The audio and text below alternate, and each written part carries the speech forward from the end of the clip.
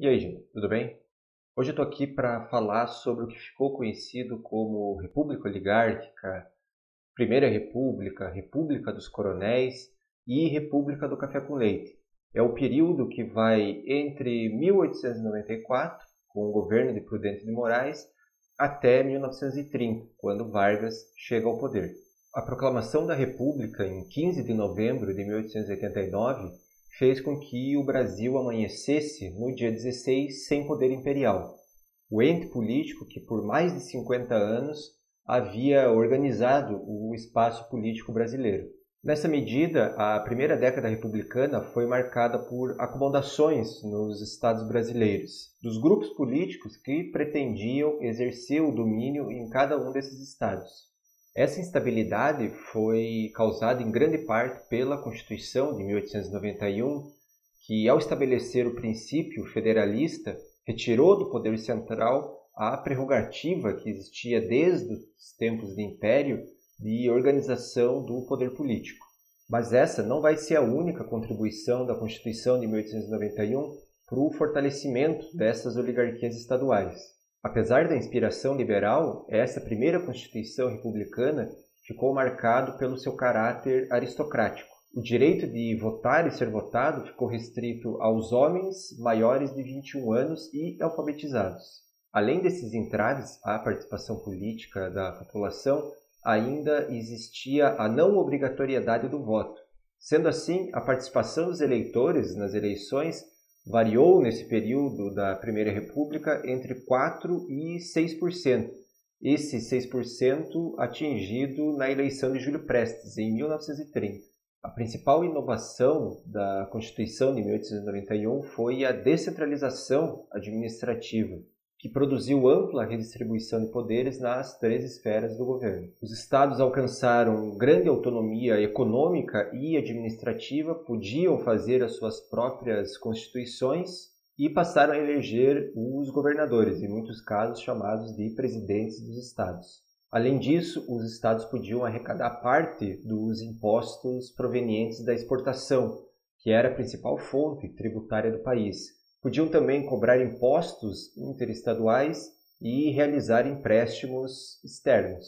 Segundo a nova ordem federativa instituída pela Constituição de 1891, cabia aos estados organizar o seu poder legislativo, o seu poder judiciário, o seu sistema eleitoral e suas forças policiais.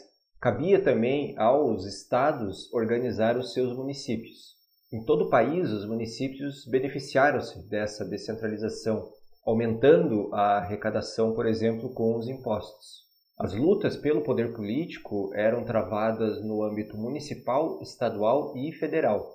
No microcosmo representado por um município, ocorriam conflitos entre facções políticas visando obter o controle da política local e assim se posicionar na condição de aliado da oligarquia que detinha o poder no nível estadual. As oligarquias estaduais podiam ser representadas por uma pessoa, uma família, um grupo de famílias que mantinham relações entre si por meio de casamentos ou de alianças políticas. No terreno do município ganharam bastante poder os fazendeiros, que tinham o seu prestígio político avaliado pela sua capacidade de barganha eleitoral, ou seja, a capacidade que um fazendeiro tinha de controlar os eleitores da sua região. Essa situação acaba por reforçar uma característica que vai estar presente em todo esse período da República Oligárquica, o chamado coronelismo. O poder do coronel se impunha, na maioria das vezes, a partir do conflito com coronéis rivais. Vencida a luta, ele assumia a chefia da política municipal, mas isso não representava um poder político permanente. O mais comum era que existissem outros líderes políticos locais, outros coronéis, à espera de uma oportunidade de tirá-lo do poder. Ocupada a liderança no seu município, o coronel, de quem todos dependiam, procurava fazer alianças com pequenos coronéis, geralmente líderes nos distritos que compunham o município. Eles podiam ser médicos, advogados, padres e outras personalidades locais, por exemplo. Vale lembrar que a Constituição de 1891, ao estabelecer esse princípio federalista e conferir grande poder às oligarquias estaduais, acabou por jogar nas mãos desses coronéis a própria organização do sistema eleitoral. A fraude era a característica principal das eleições nesse período. Os coronéis, por exemplo, eles faziam com que os trabalhadores aprendessem a assinar os seus nomes, assinar não, né? Eles aprendiam a desenhar o seu nome e votar no candidato que o coronel os obrigasse. Essa situação acabava sendo possível porque o voto era aberto. Então os coronéis acabavam tendo um amplo controle sobre o voto dos eleitores. Com o conhecido voto de cabresto, foi possível que os coronéis movimentassem e montassem verdadeiros currais eleitorais. Vale lembrar que o poder do coronel podia ser estabelecido por meio da coerção, da violência física, mas muitas vezes acabava sendo realizada também por meio da dependência. Todos os habitantes de uma determinada região, dado o poder político representado por esse coronel, acabavam por depender da sua pessoa e do seu poder para conseguir exercer a sua própria cidadania. Também eram muito comuns nesse período as chamadas eleições a bico de pena, que eram fraudes que ocorriam em todas as etapas do processo eleitoral. No alistamento dos eleitores, na formação das mesas de votação e apuração, nas transcrições das atas e dos diplomas dos candidatos eleitos. Na verdade, o que acabava ocorrendo nessa república oligárquica era que o processo eleitoral era visto como uma mera formalidade e a vontade dos eleitores como uma questão secundária. Munidos do cacife eleitoral, construído a partir da violência física e das benesses que podiam oferecer, os coronéis eles procuravam então se aliar às oligarquias estaduais na hegemonia do poder político. Os coronéis se articulavam aos grupos oligárquicos que mantinham a hegemonia política no seu estado. Assim, esses coronéis acabavam por estabelecer uma ampla rede de alianças marcada pela troca de votos por bens, favores, nomeações para cargos públicos, perdão por algum crime cometido e outros privilégios que só ele poderia oferecer. O poder das oligarquias estaduais estruturava-se com base nos partidos estaduais e na violência física, sempre que ela fosse necessária. Os partidos republicanos estaduais eram peças fundamentais em toda essa engrenagem do sistema republicano. Era por meio deles que as oligarquias estaduais se ligavam aos fazendeiros, aos coronéis, e acabavam por organizar as chapas eleitorais e determinar quem seriam os deputados e senadores eleitos. Todo esse período, então, conhecido como República Oligárquica, República dos Coronéis, também recebeu o nome de República do Café com Leite. Durante muito tempo, a historiografia brasileira considerou que, após essa primeira década de conflitos de organização do sistema republicano, ocorreu um longo período de estabilidade marcado pelo domínio de duas oligarquias principais, a oligarquia paulista e a oligarquia mineira, que impunham a sua vontade para as demais oligarquias estaduais e fazia também com que o Estado Nacional representasse os seus interesses. Nessa interpretação, a responsabilidade pela aquisição da estabilidade política e pela superação desses primeiros anos conturbados da República ficou por conta de Campos Salles. Eleito presidente em 1898, Campos Salles teria sido o responsável por criar a chamada política dos governadores ou política dos estados, dando fim aos conflitos entre as oligarquias estaduais. A política dos governadores, na verdade, teria sido um grande acordão, que abrangeria os níveis municipal, estadual e federal. Por meio do compromisso entre o Executivo Federal e os executivos estaduais, pretendia-se formar um congresso favorável ao governo federal. Muitos autores na historiografia brasileira endossaram essa tese, muito provavelmente porque a maior parte dos presidentes do Brasil nesse período provinham das duas principais oligarquias, a paulista e a mineira. Alguns autores até esboçaram alguma reticência com relação a essa interpretação, mas não chegaram a oferecer maiores detalhes. Na verdade, esta visão de que as oligarquias paulista e mineira, por serem as oligarquias mais poderosas economicamente, determinariam os rumos da política brasileira nesse período, carece de dados que possam comprová-lo. Sendo assim, algumas perguntas surgem. As oligarquias paulista e mineira tinham uma forma homogênea de pensar e agir.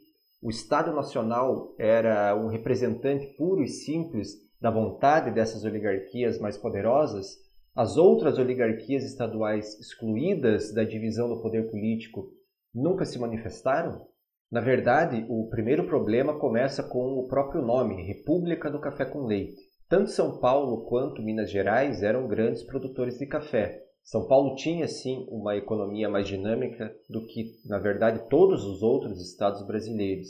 Então, a alcunha do leite representando Minas Gerais, na verdade, está muito longe de transparecer a força da economia mineira, que nunca poderia ser tida como pequena ou decadente, com um grande rebanho leiteiro, por exemplo. A historiografia brasileira sempre representou Minas Gerais nessa aliança com São Paulo como uma economia decadente, que teria se unido então ao Estado de São Paulo único e exclusivamente para obter vantagens políticas que ela não poderia ter sozinha. Muitos autores acabaram por negligenciar que a maior bancada no Congresso Nacional era mineira.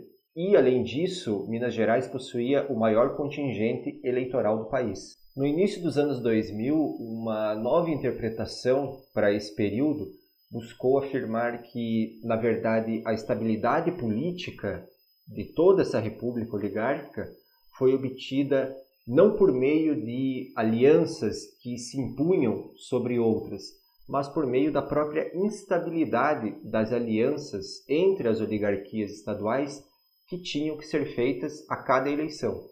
O fato de contestar, por exemplo, uma aliança permanente entre os estados de São Paulo e Minas Gerais não implica em dizer que eles nunca tiveram alianças.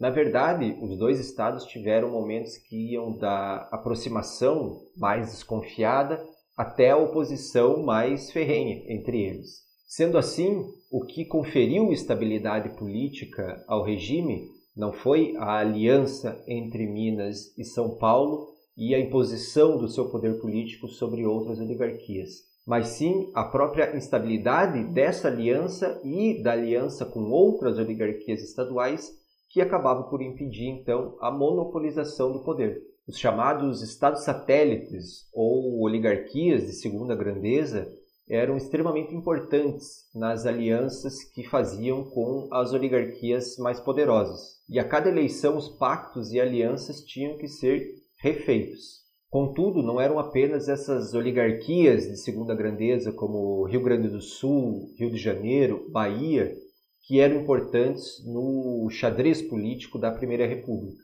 O Exército, por exemplo, também acabava por ser um agente político importante na formação dessas alianças. E dos 13 processos sucessórios para presidente, ele atuou de forma mais intensa em pelo menos 7, ora se colocando como a favor da oposição, ora se colocando a favor da situação.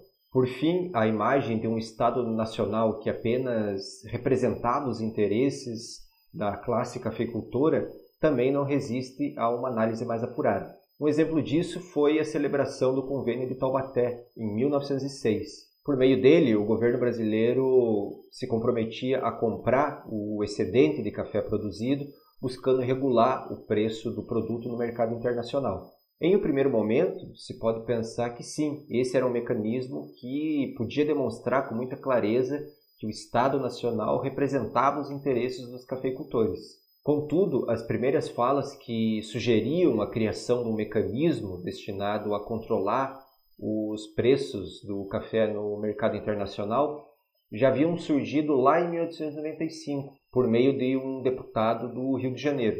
Foram 11 anos até a celebração do Convênio de Taubaté.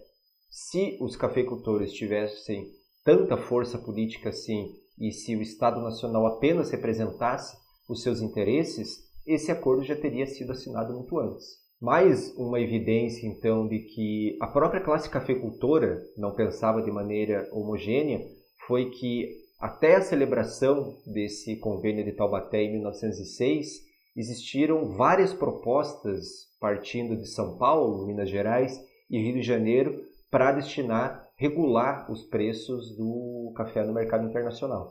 Apesar de todas as revisões teóricas que buscam redimensionar a maneira como o poder oligárquico se organizava nesse período da República dos Coronéis, entre 1894 e 1930, o certo é que as oligarquias estaduais tiveram um poder quase incontestável.